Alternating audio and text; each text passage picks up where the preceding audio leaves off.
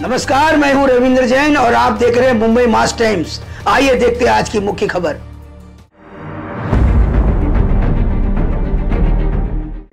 आमच्या भागातली निवडणूक ही माझ्या दृष्टीने जरी नवीन असली तरी भाजपचे आमदार, आमच्या युतीचे आमदार आणि त्यांनी जी प्रयत्नांची पराकाष्ठा केलेली आहे त्याचा परिणाम असा झालेला आहे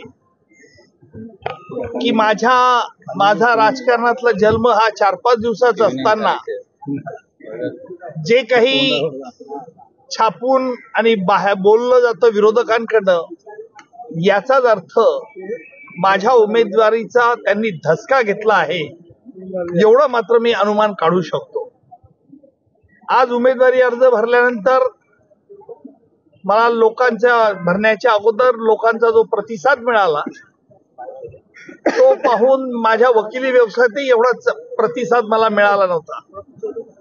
आज माझ्याबरोबर विलेपार्ल्याचे लोकप्रिय आमदार परागजी आळवणी, मामा लांडे, त्याचप्रमाणे सावंतजी आणि आमच्या महाराष्ट्र स्टेट बार काउन्सिलचे अध्यक्ष ॲडव्होकेट पारिजात पांडे हे देखील आले। हे महाराष्ट्रातील संपूर्ण वकील संघटनेला याचा आनंद झालेला आहे हे सकृतदर्शनी स्पष्ट होत आहे। सर, एमआयएमने सुद्धा इथं अर्ज दाखल केलेला आहे। हा अर्ज दाखल होणं तुमच्या पथ्यावर पडेल असं तुम्हाला वाटतं का? माझा अर्ज भरण्या अगोदर जी मिरवणूक निघाली होती, या मिरवणुकीत दस्तूरखुद्द उपमुख्यमंत्री फडणवीस साहेब हे स्वतः या मिरवणुकीत हजर झाले होते आणि अर्ज भरल्यानंतर देखील मुख्यमंत्री एकनाथजी शिंदे हे स्वतः इथे आले होते। दोघांनी मला शुभेच्छा व्यक्त केल्या। सर बघायचं तर वडट्टीवार यांच्याकडनं आरोप होताना पाहायला मिळतात आणि थेटपणे ते तुमच्यावर आरोप करता आहेत की कसं अजमल कसाब याला कशी बिर्याणी मिळाली आहे ते खोटं बोललात किंवा मग इतर जे आरोप होताना बघायला मिळत आहेत, कशा प्रकारे बघताय या आरोपांकडे? मी अशा आरोपांकडे अजिबात लक्ष देत नाही। ही जनता 20 मेला या आरोपांना चोख उत्तर देईल, कारण अशा आरोपांना उत्तर देऊन माझी शक्ती खर्च करायची नाही।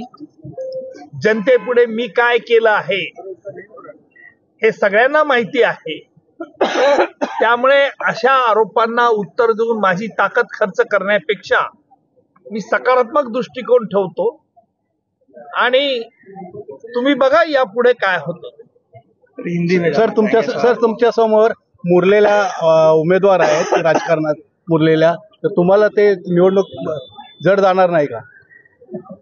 मी अनेक मोठे कुविख्यात गुन्हेगार आणि देशाच्या विरुद्ध ज्यांनी युद्ध करण्याचा कट रचणारे असे पाकिस्तानी अतिरेकी यांच्या विरुद्ध देखील खटले चालवले आहे। माझ्या विरोधात कोण उभं राहतं हे माझ्या दृष्टिकोनातून फारसं महत्व नाही।